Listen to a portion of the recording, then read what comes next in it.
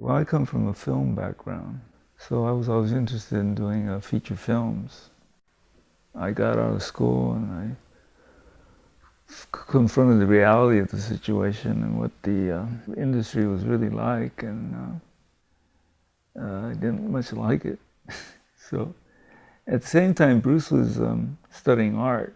And at that time, I was a student of Germano Chalant, and I was forced to sort of look at our environment, or my artistic environment, and I decided, of course, that I would examine television, one of the most important influences in terms of human creation, of human behavior. So Bruce and I teamed up.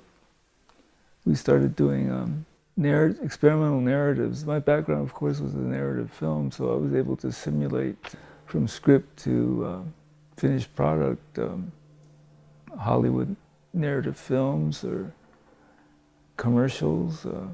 This piece, Vault, was made in 1984, and it was sort of the culmination of this series of works that I began in '77. Well, Bruce and I started doing this thing called the soap opera series, where we did soap operas about artists. So their melodrama became art melodrama. And when we were done, we decided to do Vault, which is an experimental piece, taking the information of a 90-minute TV movie and condensing it down to 12 minutes, because that's really all the information time you needed to get the information across. The whole project was picked up by Kim Smith, who was at Texas Tech in Lubbock, Texas. And so he had created this small consortium with the local PBS station and the university.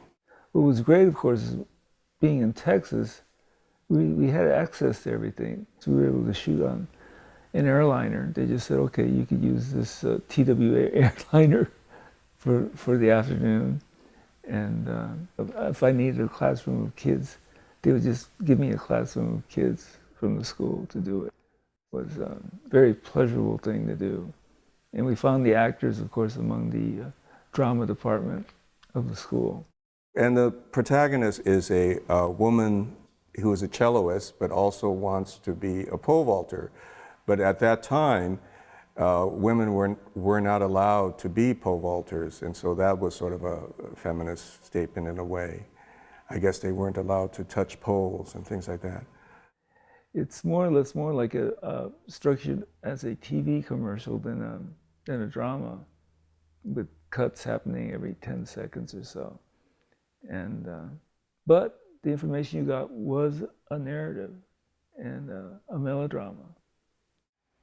Being short, I think, and also being so concise, it was one of our most successful pieces. And I think we premiered it, well, of course we premiered it in Los Angeles, but we also showed it at the Worldwide Video Festival, which was in Den Haag at the time, and it was a fantastic showcase.